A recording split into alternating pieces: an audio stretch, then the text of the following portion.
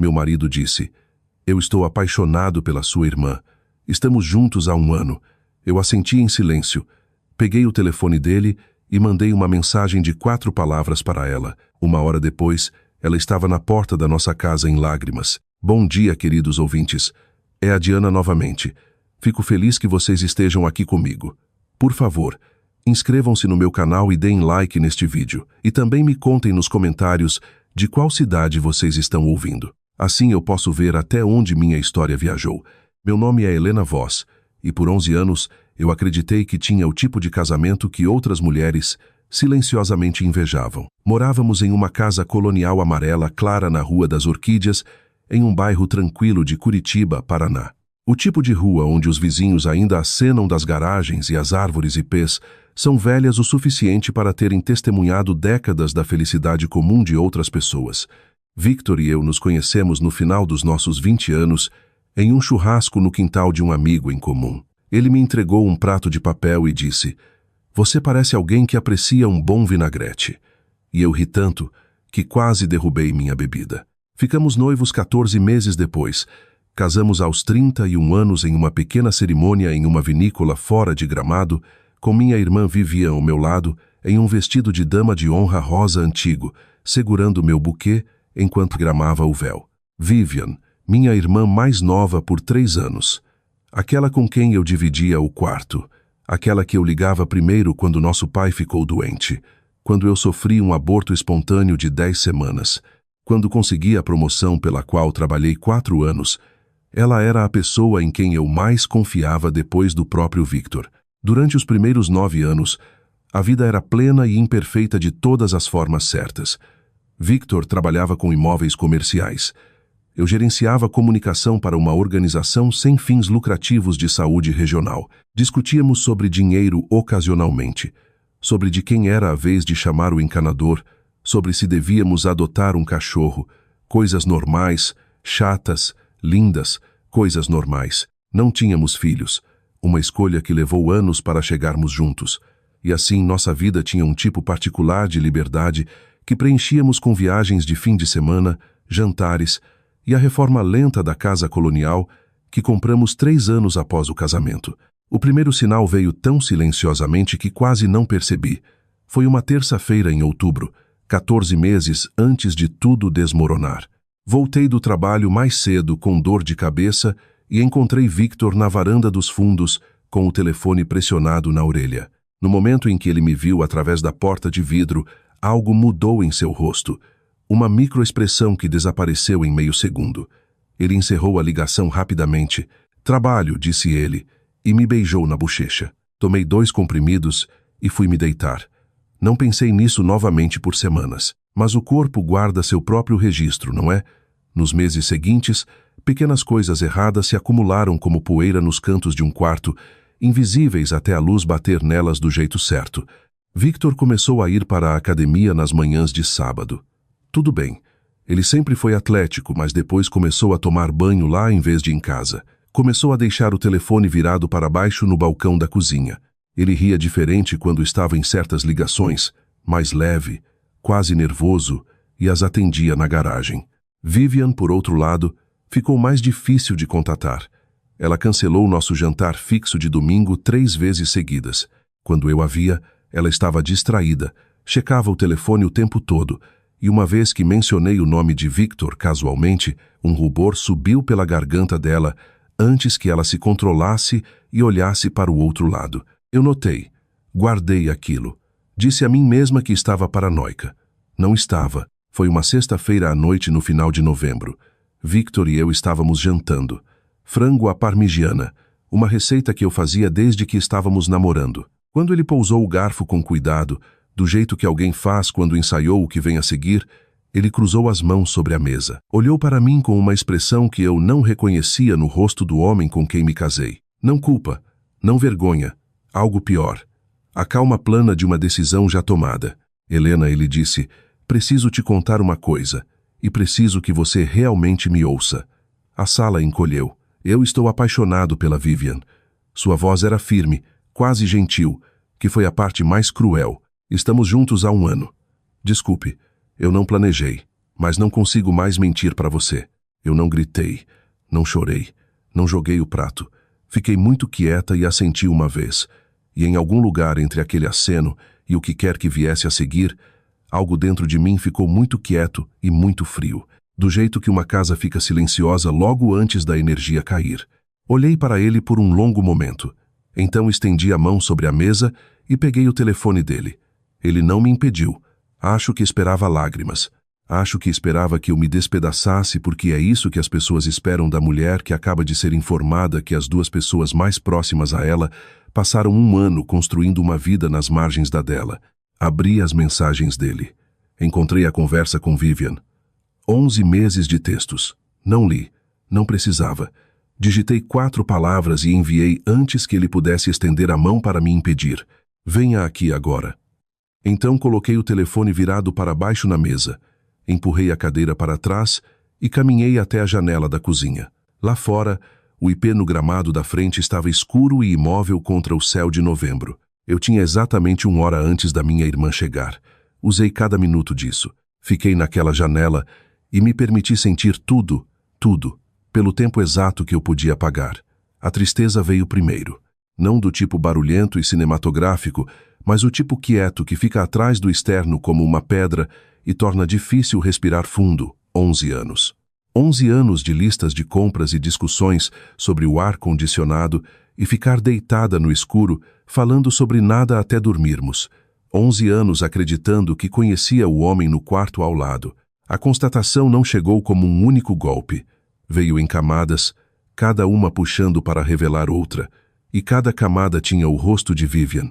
Minha irmã, minha irmã. Pressionei a palma da mão contra o vidro frio da janela e me forcei a pensar. Victor tinha ido para a sala. Eu podia ouvir o murmúrio baixo da voz dele. Ele estava ligando para alguém, provavelmente o irmão ou talvez um amigo, alguém que ele já havia informado, alguém que já sabia, porque afés dessa duração não ficam em segredo sem estrutura. Havia pessoas ao meu redor que sabiam, que os viram juntos em algum lugar e não disseram nada, que foram informadas e ficaram quietas. Esse pensamento, mais do que qualquer outra coisa, foi o que endureceu algo no meu peito em algo que eu ainda não tinha nome. Eu tinha 53 minutos antes de Vivian chegar. Caminhei até a mesa da cozinha e me sentei. Abri o aplicativo de notas no meu próprio telefone, não no dele, e comecei a digitar. Não sentimentos, fatos, uma lista, conta conjunta, poupança conjunta, a casa, financiamento em ambos os nomes, compra em 2019, patrimônio atual, aproximadamente R$450 mil, minha previdência privada, a dele, o carro que eu dirijo, no meu nome a caminhonete, no nome dele, plano de saúde pelo meu empregador, seguro de vida. Eu sou a beneficiária. Ele é o beneficiário do meu. Continuei. Vivian pegou emprestados R$10 mil de mim em 2021. Empréstimo pessoal, sem documentação formal. O contrato de aluguel do apartamento dela termina em março. Ela está dirigindo meu Honda antigo desde setembro. Eu deixei ela pegar emprestado temporariamente. Olhei para aquela última linha. Ela estava usando meu carro para ver meu marido. O carro que eu dei a ela por gentileza era literalmente um veículo para o arranjo deles. Coloquei o telefone virado para baixo e respirei pelo nariz por 10 segundos. Depois peguei novamente. Eu não ia desmoronar nessa cozinha. Não ia dar a nenhum dos dois a satisfação de me encontrar encolhida no chão. Eu tinha me casado com um homem que aparentemente acreditava que eu era o tipo de mulher que podia ser descartada de forma limpa e silenciosa, que me contou a verdade numa sexta-feira à noite sobre frango à parmigiana, como se a honestidade o absolvesse das consequências. E Vivian tinha ficado ao meu lado no meu casamento. Tinha segurado minha mão no hospital depois do aborto. Tinha olhado nos meus olhos todo domingo por 11 meses e não dito nada. Eles achavam que eu não lutaria, achavam que eu simplesmente assentiria e sairia do caminho. O plano ainda não era um plano. Naqueles primeiros minutos era apenas um instinto, um senso frio e específico do que eu precisava saber, do que precisava garantir e do que precisava fazer antes que qualquer um deles se movesse primeiro. Porque entendi com clareza súbita e desagradável que Victor não tinha me contado a verdade por consciência. Tinha me contado porque eles estavam prontos, porque haviam discutido o timing, porque essa confissão não era um começo, Era a conclusão de algo que eles já haviam arranjado. Eu precisava de um advogado. Esse foi o primeiro pensamento que chegou com alguma solidez. Não amanhã, não segunda. Amanhã era sábado, o que significava que eu tinha 2 dias antes do horário comercial. Mas eu conhecia Rachel Mendes, uma mulher do meu clube do livro cuja esposa era advogada de família.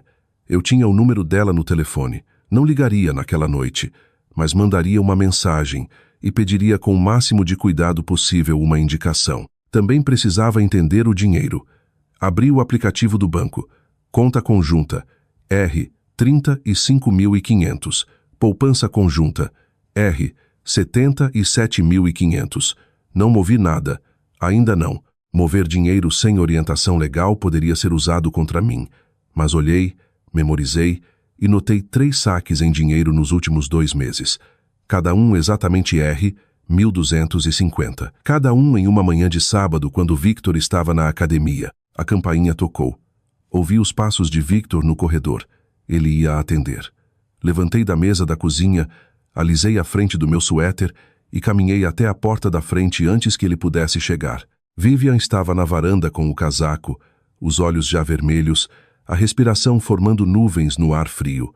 Ela olhou para mim do jeito que pessoas culpadas olham para quem traíram, com um tipo de tristeza desesperada e suplicante que, na verdade, é só medo das consequências vestido de remorso. Ele. Ela começou. Entre. Eu disse. Minha voz estava firme. Dei um passo para trás e segurei a porta aberta e ela entrou na minha casa, a casa da qual eu pagava metade do financiamento. E eu olhei para ela com atenção, do jeito que se olha para algo que você achava que entendia e está vendo pela primeira vez. Victor apareceu no final do corredor. Nós 3 ficamos no hall de entrada, e o silêncio era enorme. Sentem-se, eu disse para os 2. Vamos conversar. Sentamos na sala de estar, Victor no sofá, Vivian na poltrona mais próxima da porta, como se pudesse precisar sair rapidamente. Eu sentei de frente para os 2 na cadeira de encosto reto que eu mesma havia estofado 2 verões atrás. Lembro de ter pensado absurdamente que tive uma bolha de agulha no polegar esquerdo por 3 semanas por causa daquele projeto. Fiz 2 perguntas. A primeira, quanto tempo exatamente? Victor disse 13 meses. Vivian olhou para o chão e assentiu. 13 meses, não 12, como ele havia dito na mesa de jantar. Já a história estava mudando. A segunda, alguém mais sabe? Uma pausa que durou 2 segundos a mais. Então Victor disse, meu irmão. Vivian não disse nada. Vivian? Eu disse. Ela olhou para cima. Minha amiga Tânia sabe. E a mamãe? Minha mãe sabia. Por quanto tempo? Eu não perguntei naquela noite porque senti o chão inclinar sob mim de um jeito que eu não podia me dar ao luxo de demonstrar. Mantive o rosto imóvel, olhei para minha irmã e pensei em todas as ligações com nossa mãe no último ano. Todo domingo, todo feriado, toda terça-feira comum. E entendi que por algum tempo eu tinha sido a única pessoa na minha própria família que não sabia. Levantei. Vocês 2 deveriam ir, eu disse. Entrarei em contato sobre os próximos passos. Victor pareceu surpreso. Ele esperava algo. Lágrimas ou raiva ou uma longa e devastadora discussão.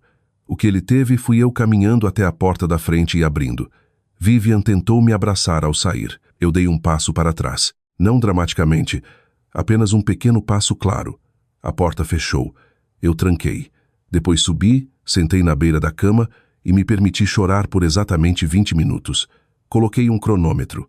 A semana seguinte foi a mais metódica da minha vida. Na manhã de sábado, mandei mensagem para Rachel Mendes.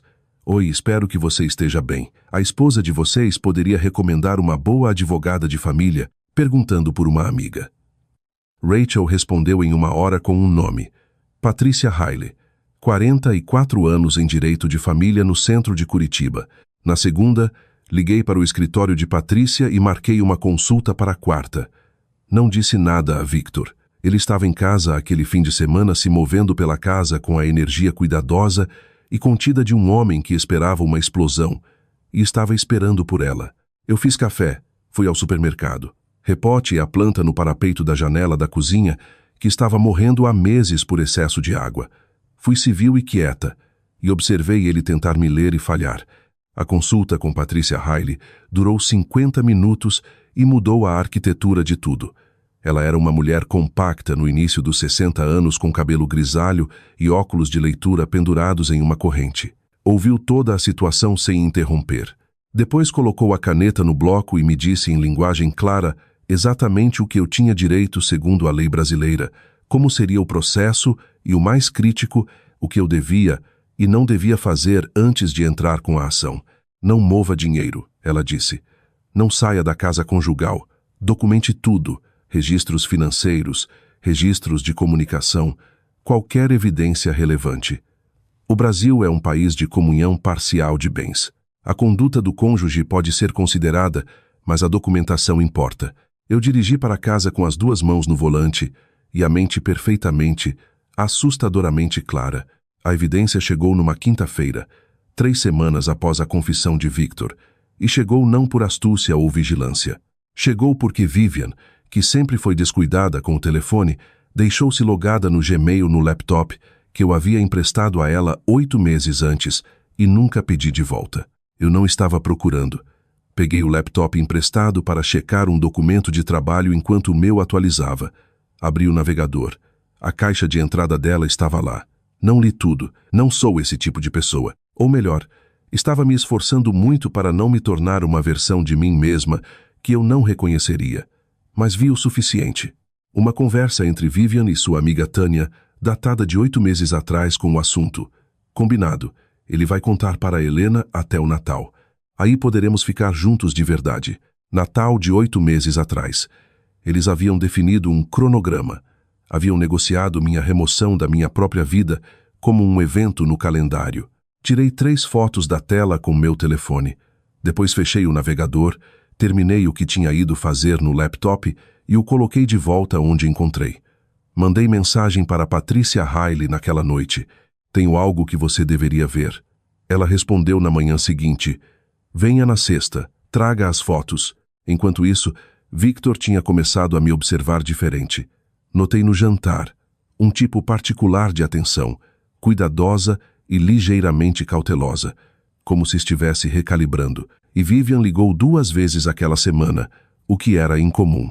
Quando atendi, ela perguntou como eu estava com uma voz gentil demais, cuidadosa demais.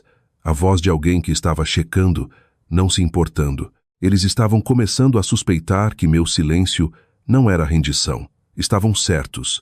Patrícia entrou com a ação de divórcio numa terça-feira na 3ª semana de janeiro.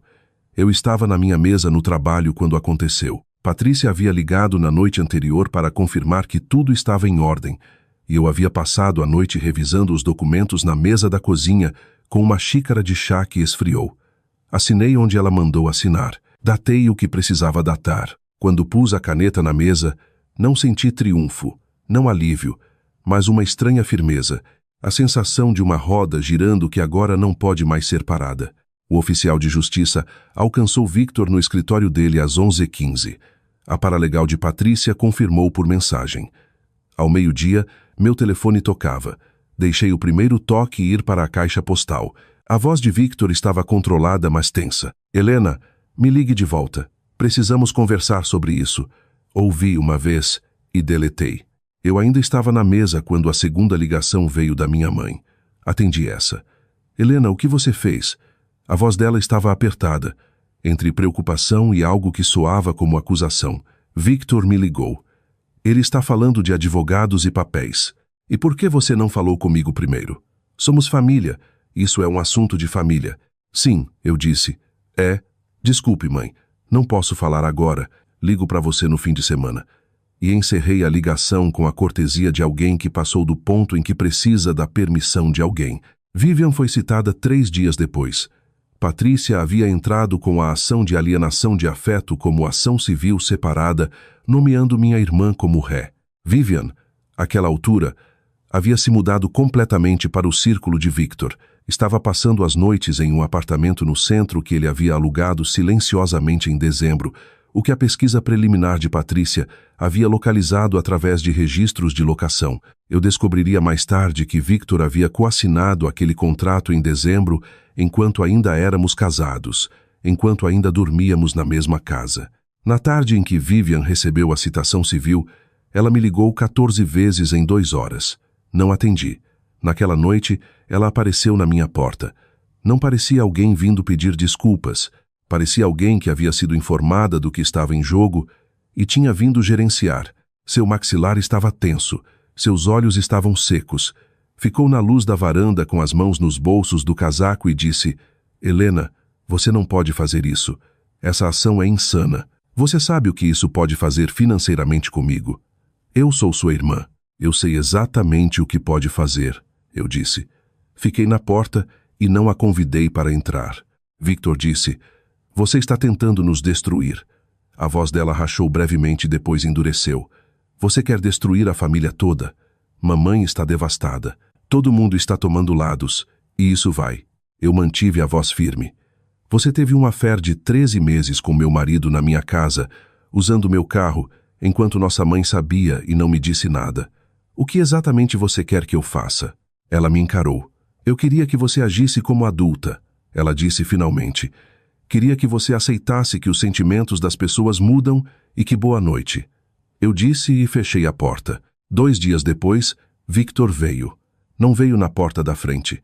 Veio com o advogado dele, um homem chamado Greg Sutter, que usava um terno muito bom e tinha o jeito afável praticado de alguém que faz coisas difíceis soarem razoáveis. Pediram uma reunião. Patrícia me aconselhou a comparecer com ela presente. Sentamos em uma mesa de conferência.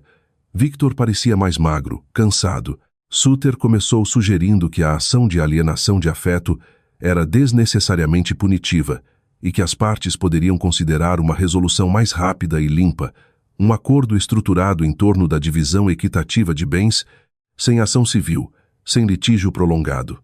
Isso é uma forma generosa de dizer, Patrícia disse agradavelmente, para o que é essencialmente pedir à minha cliente que renuncie a uma reclamação legal viável. Sutter sorriu.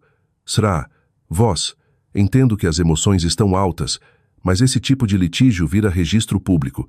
Há reputações envolvidas, inclusive a sua. Pode valer considerar o custo de vencer. Ele não estava errado que era uma ameaça. Estava errado em achar que funcionaria. Eu considerei, eu disse. Foi a primeira coisa que falei na reunião. Podemos continuar. Eles saíram sem contraproposta. Aquele fim de semana, dirigi para Gramado. Reservei um quarto em uma pequena pousada perto do rio, na mesma área onde Victor e eu nos casamos, o que escolhi deliberadamente como um ato de quieta recuperação. Passei 2 noites lá. Fiz uma trilha na manhã de sábado. Sentei na janela no sábado à noite e comi o jantar que pedi e observei o rio escurecer na luz do início da noite. Permiti a mim mesma sentir todo o peso do que havia perdido e o que me custara ser tão precisa e tão deliberada quando tudo dentro de mim queria ser barulhenta, selvagem e quebrada. Depois dirigi para casa no domingo à noite. Entrei na casa colonial amarela clara na Rua das Orquídeas, fiz uma cafeteira e abri o laptop para revisar os documentos de descoberta que Patrícia havia solicitado dos registros financeiros de Victor. Eu não havia terminado. A abordagem seguinte não veio através de advogados, mas através de sentimento, o que me disse que eles haviam aprendido algo com a primeira tentativa. Foi Vivian quem veio primeiro numa quarta-feira à noite com uma garrafa de vinho e sem aviso. Mandou mensagem 5 minutos antes de chegar. Posso ir aí só para conversar, por favor?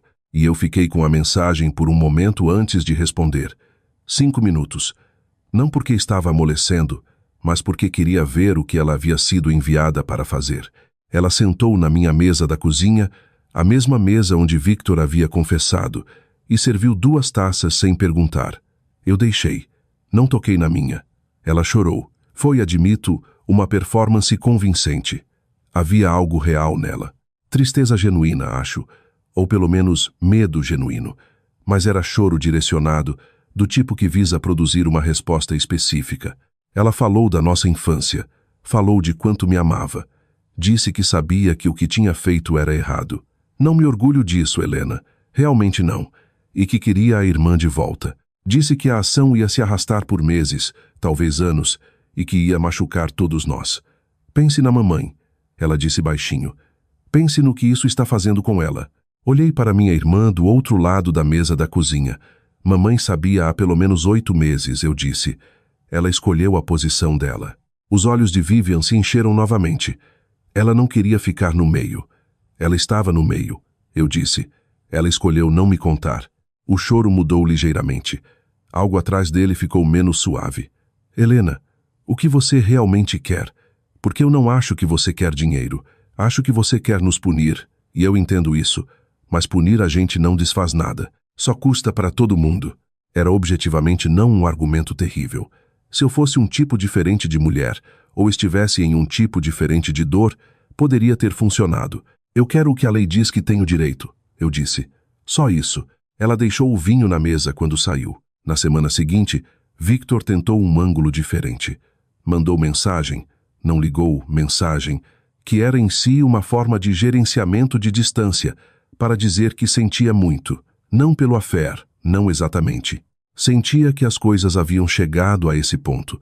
Queria que eu soubesse que sempre me respeitou. Esperava que pudéssemos encontrar um caminho adiante que não exigisse nos destruir um ao outro. Destruir um ao outro. Como se o que estava acontecendo com ele fosse simétrico ao que ele havia feito comigo. Encaminhei a mensagem para Patrícia. O que me manteve sã durante aquelas semanas não foi a estratégia, embora a estratégia ajudasse. Foi Dona Perez. Dona trabalhava no departamento de captação de recursos da minha organização, o escritório 2 portas depois do meu. Tinha 51 anos, 2 vezes divorciada, e possuía um humor seco e escuro sobre a instituição do casamento que eu sempre achara divertido e agora achava essencial. Eu havia contado brevemente o que havia acontecido na segunda, após a confissão de Victor. Ela havia escutado com a quietude particular de alguém que passou pelo próprio fogo e havia dito: "Do que você precisa? Não sinto muito. Não acredito. Só do que você precisa." O que eu precisava, descobriu-se, era alguém para jantar nas noites de sexta. Alguém que não mencionasse Victor a menos que eu o fizesse. Alguém que risse comigo sobre algo completamente não relacionado à minha vida desmoronando. Dona forneceu tudo isso sem tornar um projeto ou uma sessão de terapia. Ela também me conectou com um grupo de apoio de mulheres.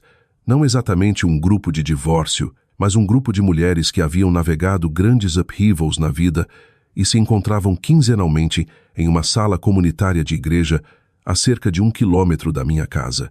Fui uma vez, pretendendo observar. Voltei 7 vezes mais nos meses seguintes. As mulheres lá eram professoras, contadoras, uma enfermeira aposentada e uma mulher que havia deixado um casamento de 30 anos e se mudado para Curitiba com nada além de um carro e 2 malas. Elas não me ofereceram pena.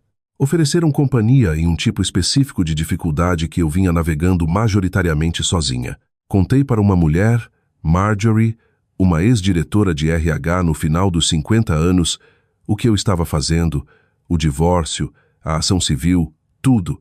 Ela olhou para mim por um momento. Bom, ela disse simplesmente. Através de Patrícia, descobri que o advogado de Victor e Vivian havia pedido uma prorrogação no prazo de descoberta civil. Era uma tática de atraso e nós duas sabíamos. Mas havia procedimento a ser respeitado. Enquanto esperávamos, usei o tempo. Organizei todos os documentos financeiros do casamento.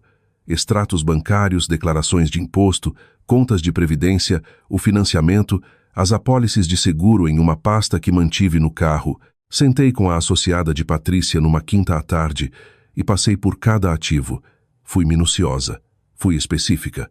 Estava, por todas as medidas, preparada. E notei que as ligações e mensagens de Victor e Vivian haviam diminuído. O teatro da manipulação tentada havia concluído. Eles haviam mandado Vivian com vinho e simpatia. Haviam mandado Victor com arrependimento e a linguagem de destruição mútua. Nenhum havia funcionado. Agora eles estavam observando, recalculando. Eu suspeitava, e o silêncio tinha uma qualidade particular, como pressão atmosférica caindo antes de uma tempestade. Eu reconheci. Tive tempo para me preparar. Eles vieram numa tarde de domingo, o que era ou ousado ou tolo, e eu decidi que era ambos. Eu não os havia convidado. Vivian mandou mensagem naquela manhã. Victor e eu gostaríamos de ir conversar juntos. Não sobre o caso, só como família, por favor. E eu me fiz esperar 40 minutos antes de responder porque o pedido merecia consideração e eu não ia ser apressada para concordar ou recusar. Liguei para Patrícia. Ela disse que era minha escolha, mas para avisar, lá e não assinar ou concordar com nada. Respondi, 14h, Eles chegaram exatamente no horário, o que significava que haviam esperado por perto, o que me disse tudo sobre quão ensaiado isso era. Victor usava a camisa de flanela que eu havia comprado para ele 2 natais atrás, o que era ou inconsciente ou calculado, e decidi que não importava. Vivian tinha o cabelo solto, sem maquiagem, a aparência deliberada de alguém tentando parecer não ameaçadora. Sentaram juntos no sofá, não se tocando mais próximos, uma unidade, e eu sentei na minha cadeira de encosto reto e esperei. Victor abriu. Falou com cuidado e longamente sobre quanta dor essa situação havia causado a todos. Reconheceu que havia me machucado. Disse, e isso era novo, que entendia que o divórcio estava prosseguindo e que não estava ali para interferir. Estava ali, disse ele, porque estava preocupado com o caso civil. Vai ser uma petição pública, ele disse. Isso significa repórteres potencialmente. Significa seu nome também, Helena. Esta é uma cidade pequena de muitas formas. Seu trabalho, sua organização. Essas coisas podem complicar. Minha organização, ele estava gesticulando para minha carreira.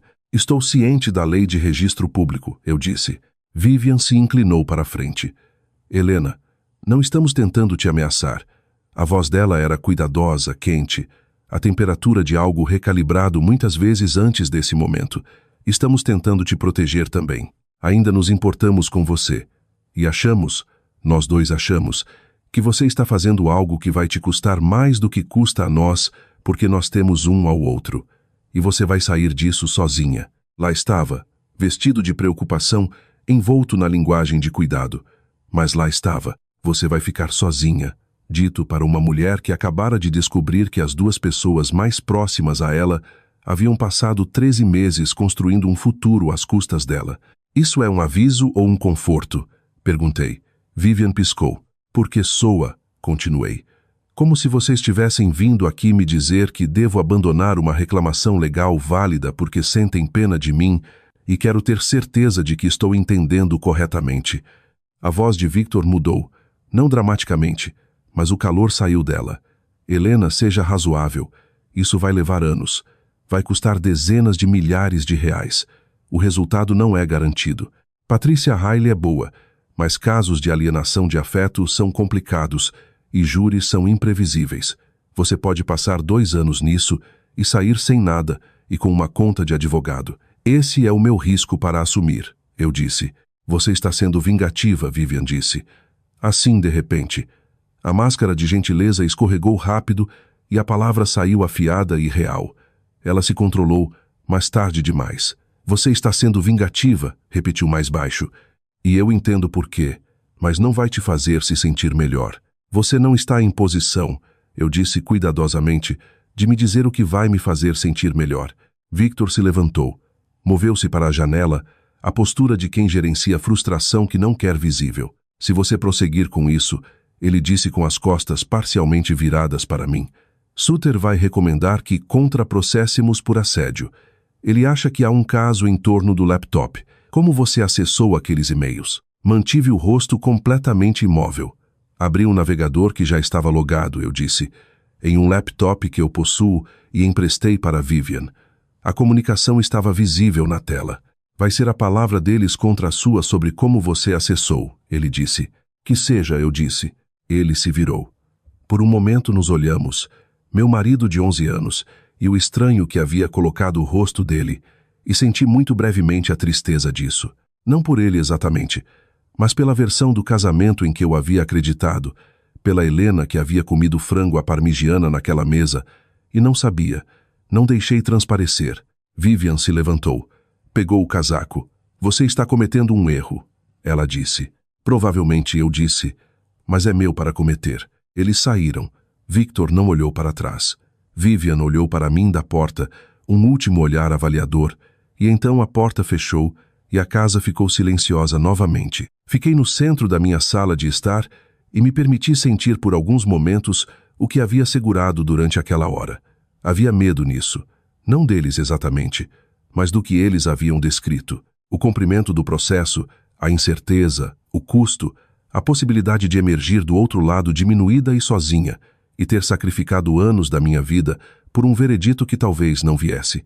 Esse medo era real. Dei a ele o que era devido. E então pensei no rosto de Vivian quando ela disse: "Nós temos um ao outro." A confiança específica disso. O jeito como ela havia dito, como se fosse uma arma, o medo não desapareceu. Transformou-se. Tornou-se algo que eu podia usar. Peguei o telefone e liguei para a dona. A deposição foi marcada para uma manhã de quinta em abril, 4 meses após o ajuizamento do divórcio. Patrícia havia me preparado em 3 sessões separadas, longas tardes na sala de conferência dela, onde ela fazia as mesmas perguntas de múltiplas formas, até minhas respostas serem precisas, sem serem ensaiadas, soando verdadeiras, sem oferecer além do necessário. O objetivo, ela me disse, não é performar. O objetivo é ser completamente, inquestionavelmente crível. Eu entendi. Eu havia praticado credibilidade a vida adulta inteira. Descobriu-se que eu era boa nisso. A deposição aconteceu no escritório de Suter, em uma sala com paredes de vidro no 14 grau, andar com vista para o skyline do centro de Curitiba. Uma taquígrafa judicial sentou em uma ponta da mesa. Suter sentou de frente para mim. Patrícia sentou ao meu lado. Victor e Vivian não estavam presentes para minha parte, mas seriam depoentes separadamente à tarde. Suter era habilidoso. Dou-lhe isso. Passou os primeiros 45 minutos em terreno aparentemente neutro. A linha do tempo do casamento, minha carreira, a saúde geral do relacionamento antes da revelação. E eu respondi tudo diretamente e calmamente. Ele estava construindo uma estrutura. Deixei ele construir. Então ele foi para o laptop. Será, voz? Você testemunhou que acessou a comunicação por e-mail entre a Vivian Lang e sua amiga Tânia em seu laptop pessoal. Correto. E a conta já estava logada quando você abriu o navegador. Sim. Você não digitou senha, nem acessou deliberadamente a conta da Lang. Não. O navegador abriu na caixa de entrada dela. A conversa estava visível e eu fotografei. Ele pausou aqui. A pausa teatral de um homem que tem algo que acha significativo. Sravos, não é verdade que você tinha um padrão de monitorar as comunicações do seu marido antes da divulgação dele? Que você havia checado o telefone e o e-mail dele em múltiplas ocasiões? Patrícia não objetou. Havíamos discutido isso. Respondi. Chequei o telefone dele uma vez na noite em que ele me contou sobre o affair com o conhecimento dele e com o telefone na minha mão na mesma mesa. Nunca acessei o e-mail dele. Você tem certeza absoluta disso? A evidência do laptop se sustentou. O depoimento de Victor foi naquela tarde, e Patrícia esteve presente como observadora. Ela me informou à noite por telefone. Ele havia sido preparado, ela disse, mas não o suficiente. Suter o havia treinado nas exposições principais, mas não antecipara a profundidade da documentação de Patrícia. Ela havia puxado 3 anos de registros financeiros, extratos bancários, registros de cartão de crédito, dados de localização da operadora de celular, obtidos por canais de descoberta adequados. Os saques de R$1.250 em dinheiro todo sábado agora tinham contexto geográfico. O caixa eletrônico ficava a 2 quarteirões do apartamento que Victor havia alugado para Vivian em dezembro. A linha do tempo não era 13 meses como ele havia me dito. Os registros telefônicos, duração das chamadas, frequência, sugeriam que era mais próximo de 22, o dobro da duração que ele admitira. 22 meses significavam algo. Significavam que a linha do tempo se sobrepunha à nossa compra conjunta da casa colonial. Significavam que havia começado antes da reforma que eu havia gerenciado, supervisionado e me importado. Significavam que havia começado quando as coisas entre Victor e eu estavam, pela minha memória, ainda boas, ou pelo menos o que eu havia entendido como bom.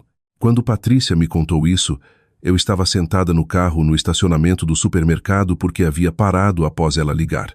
Fiquei com aquilo por um momento.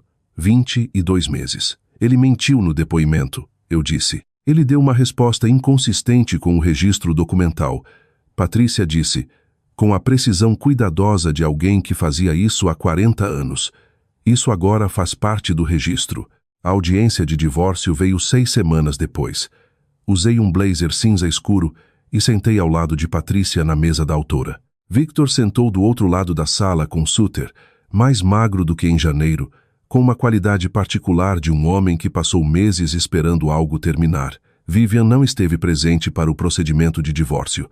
Era um assunto separado, mas eu sabia que ela estava no prédio. O advogado dela havia entrado com uma petição naquela manhã relacionada ao caso civil que Patrícia já havia antecipado e contra-atacado. A juíza era uma mulher no meio dos 60 anos chamada Sandra Tigg, e havia revisado a documentação cuidadosamente.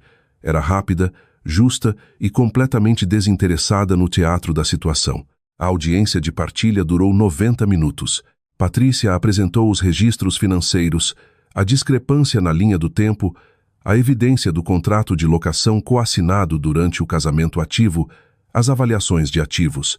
Quando Suter argumentou por uma divisão mais favorável das contas de previdência, a juíza olhou para a documentação dos saques em dinheiro e do contrato de locação e disse sem drama particular: "Não estou convencida, doutor." Quando terminou, saí do fórum para uma tarde de abril, sol pálido, vento frio, a cidade seguindo seus negócios na rua abaixo. Patrícia caminhou ao meu lado e disse que correu tão bem quanto poderia. Pensei em Victor na mesa de jantar, as mãos cruzadas, a voz gentil, a certeza plana de que eu aceitaria. "Sim", eu disse, "correu." O divórcio foi finalizado numa quarta-feira no final de junho, e assinei o último documento na sala de conferência de Patrícia Riley, com a mesma caneta que ela me entregou na nossa primeira reunião. O acordo foi, por qualquer contabilidade justa, um resultado completo. Fui premiada com 55% do patrimônio conjugal, a parte maior justificada pela conduta financeira documentada durante o casamento, especificamente a evidência de gastos não divulgados e o contrato coassinado. A casa colonial na Rua das Orquídeas, que havia sido meu projeto e meu lar, e o lugar onde construí a maior parte da minha vida adulta, foi-me concedida junto com uma compensação pela parte de Victor financiada pela divisão das contas de previdência. Ele reteve sua caminhonete, suas economias pessoais e uma porção da previdência privada. Também reteve o contrato de locação do apartamento no centro que havia assinado para minha irmã, que agora lhe custava 6.000 por mês. Ele saiu de 11 anos com consideravelmente menos do que havia chegado ao fórum esperando. O caso de alienação de afeto contra Vivian concluiu 3 meses depois, em setembro, através de um acordo mediado em vez de julgamento por júri. Patrícia havia me dado uma avaliação honesta antes da mediação começar. Julgamentos por júri em casos de alienação de afeto eram genuinamente imprevisíveis, e a evidência documental, embora forte, estaria sujeita ao enquadramento do advogado de Vivian sobre a questão do acesso ao laptop, que nunca havia sido inteiramente resolvida a nosso favor. Um acordo, Patrícia me disse, seria certo onde um julgamento não seria. Acertamos em 117.500. Vivian pagou 30.000 à vista. Tudo o que tinha líquido, e o restante foi estruturado como pagamentos mensais por 4 anos, garantidos por penhora em seu carro e qualquer futuro acordo do empréstimo pessoal que nunca havia quitado. Os 10.000 que ela me devia de 2021 foram formalmente incorporados à sentença. O Honda que eu havia emprestado foi devolvido. Ela assinou o acordo sem olhar para mim. Eu olhei para ela. Estava mais magra do que em novembro. Havia olheiras. Usava um casaco que eu não reconhecia, o que significava que estava comprando coisas, pequenas coisas comuns em uma vida que já custava mais do que ela conseguia gerenciar. Não senti triunfo quando olhei para ela. Quero ser honesta sobre isso. Senti algo mais complicado. Uma tristeza que não tinha nada a ver com perdão e tudo a ver com perda. A irmã com quem cresci, cuja infância compartilhei, cuja mão segurei em momentos difíceis, aquela pessoa não estava nesta sala. Ela havia se transformado em alguém diferente. E eu não podia lamentar tanto a perda dela quanto a necessidade do que eu havia feito. Escolhi a necessidade. As consequências se estenderam além do tribunal. A reputação profissional de Victor, que ele sempre tratara como imune às complicações da vida pessoal, não sobreviveu intacta. A petição civil era registro público. E em uma cidade de médio porte, onde imóveis comerciais funcionam em relacionamentos e confiança, importava que ele havia coassinado um contrato de locação para uma mulher que não era sua esposa enquanto o casamento estava ativo. 2 sócios se retiraram silenciosamente de um negócio conjunto no outono. Ele não foi demitido. A empresa dele não funcionava assim, mas Patrícia ouviu por canais profissionais que ele foi movido para uma carteira menor.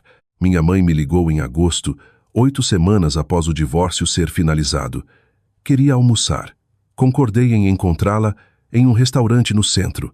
Terreno neutro, não a casa dela, não a minha. Ela não se desculpou diretamente. Disse que havia estado em uma posição impossível e que não sabia o que fazer. Escutei por 20 minutos. Disse a ela que entendia que havia ficado entre as filhas e que com o tempo eu seria capaz de superar. Também disse claramente que o que ela havia omitido de mim não foi um ato neutro e que precisava que ela entendesse o peso disso. Ela chorou. Eu não. Pagamos a conta separadamente e caminhamos até o estacionamento e ela me abraçou. Um abraço real, do tipo que custa algo, e eu deixei. Não sabia ainda se meu relacionamento com minha mãe voltaria ao que havia sido. Suspeitava que se tornaria algo diferente, mais guardado, mais consciente, com uma história entre nós que sempre teria peso. Isso parecia honesto. Eu podia trabalhar com honesto. No último dia de outubro, 4 meses após o divórcio ser final, sentei na casa colonial na Rua das Orquídeas. Minha casa agora só minha, com uma taça de vinho e o conhecimento de que havia navegado uma das piores traições que uma pessoa pode experimentar e saído com minha segurança financeira intacta, minha integridade intacta e minha clareza sobre quem eu era e do que era capaz mais completa do que nunca. Eu não havia sido vingativa. Havia sido precisa. Não havia sido cruel. Havia sido minuciosa. Não havia agido por raiva, ou não apenas por raiva. Havia agido por uma compreensão clara de que tinha direito à vida que havia construído e às proteções legais que existiam exatamente por esta razão.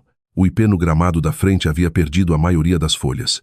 O quintal precisava ser rastelado. A cozinha precisava de um novo revestimento, algo que eu pretendia resolver há 2 anos e agora podia resolver inteiramente nos meus próprios termos.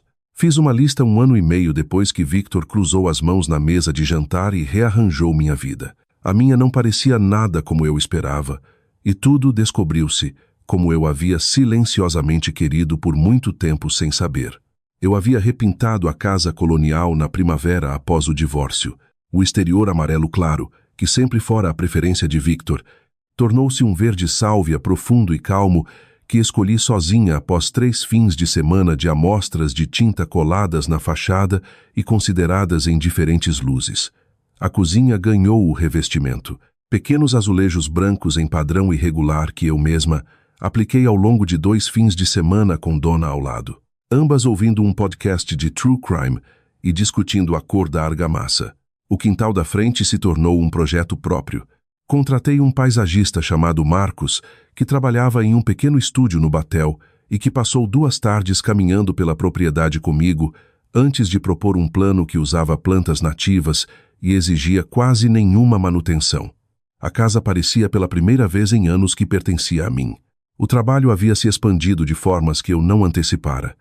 O cargo de diretora de comunicação na organização sem fins lucrativos havia aberto quando minha supervisora aceitou uma posição em Brasília.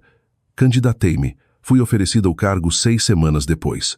O aumento salarial foi significativo, o suficiente para tornar o financiamento mensal confortável de um jeito que não havia sido quando Victor e eu dividíamos.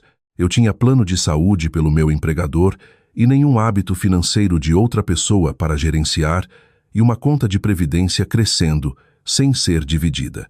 Fui para Gramado novamente naquele outubro, o marco de 1 ano deliberado, e fiquei na mesma pousada perto do rio. Fiz uma trilha mais longa dessa vez. Jantei na cidade em um restaurante onde nunca havia ido. Sentei no balcão e conversei com uma mulher chamada Jana, que viajava sozinha pela primeira vez após criar 4 filhos. A alegria dela no simples ato de escolher o próprio jantar era tão completa e contagiosa que conversamos por 2 horas, trocamos números e desde então nos tornamos o tipo de amigas que mandam fotos de formações de nuvens interessantes. Eu não estava solitária. Isso me surpreendeu mais do que quase qualquer outra coisa. Eu havia esperado solidão, temido em formas específicas, havia ouvido a voz de Vivian dizendo: "Nós temos um ao outro", projetada para acertar onde a solidão vive. O que encontrei em vez disso foi a riqueza particular de uma vida arranjada em torno das preferências reais de alguém sem negociação. Jantava às 21 agra quando queria. Lia até meia-noite. Deixava o quarto esfriar. Ia a show sozinha e gostava. Continuei indo ao grupo de mulheres até março do segundo ano, depois menos frequentemente. Não porque não valorizasse mais, mas porque havia novas mulheres na sala que estavam onde eu havia estado. E às vezes o que uma pessoa precisa é alguém do outro lado da mesa que conseguiu passar por isso. Marjorie continuou sendo alguém com quem me importava. Isso não mudou. Victor e Vivian não conseguiram passar por isso em nenhum sentido significativo. Eles estavam juntos. Dou-lhes isso. Morando em um apartamento de um quarto no sul de Curitiba na primavera, o aluguel do centro que Victor pagava havia se provado insustentável com a renda reduzida dele e os pagamentos do acordo dela, e eles haviam se consolidado. Eu sabia disso não porque os rastreava, mas porque Curitiba é, como o próprio Victor havia notado, uma cidade pequena de muitas formas. O relacionamento não era a coisa pela qual eles haviam arriscado tudo para ter. Affairs que se tornam relacionamentos carregam o peso do que custaram, e o que este havia custado era considerável. Victor gerenciava consequências profissionais, não catastróficas, mas silenciosamente humilhantes. O pagamento mensal do acordo de Vivian, para mim, era um lembrete estrutural recorrente do que ela devia financeiramente e em todos os outros sentidos. Eles discutiam. Ouvi isso da vizinha que havia morado ao lado na Rua das Orquídeas, que havia esbarrado com eles em um supermercado e observado do jeito que vizinhos perceptivos fazem que eles não pareciam pessoas que haviam encontrado o que procuravam. Minha mãe e eu almoçávamos a cada 6 semanas. Ela não havia reparado o relacionamento com Vivian. Algo sobre o caso civil havia rachado algo ali que eu não era responsável e não podia consertar. Não havia tentado. Completei 43 anos em abril e fui a um jantar de rooftop que Donna organizou com 8 outras mulheres. 2 garrafas de vinho muito bom e uma playlist montada com sentimentalismo quase agressivo. Alguém trouxe um bolo que dizia 40 é ficção em glacê dourado, e comemos à meia-noite, e foi imperfeito e específico e real. Pensei brevemente no que esperava que 43 anos parecessem. A casa colonial, Victor nela, a vida que havíamos construído. Depois olhei ao redor da mesa para as pessoas reais na sala real. A tristeza do que havia sido estava presente. Está sempre presente. Não sai completamente. Mas não era maior do que o que estava aqui. Não era maior do que o que estava aqui. Dizem que traição te quebra. Quebra. Mas também te mostra com precisão brutal e clarificadora exatamente quão forte você é, quando quebrar não é uma opção. Aprendi que o silêncio pode ser uma estratégia, não uma rendição. Que direitos legais existem por uma razão e usá-los não é crueldade, é dignidade. Que as pessoas que contam com seu amor para te tornar passiva entenderam mal tanto o amor quanto você. O que você teria feito sentado naquela mesa de jantar? O frango à parmigiana esfriando. Deixe sua resposta abaixo. E se esta história ficou com você, compartilhe com alguém que precisa ouvir. Obrigada por escutar.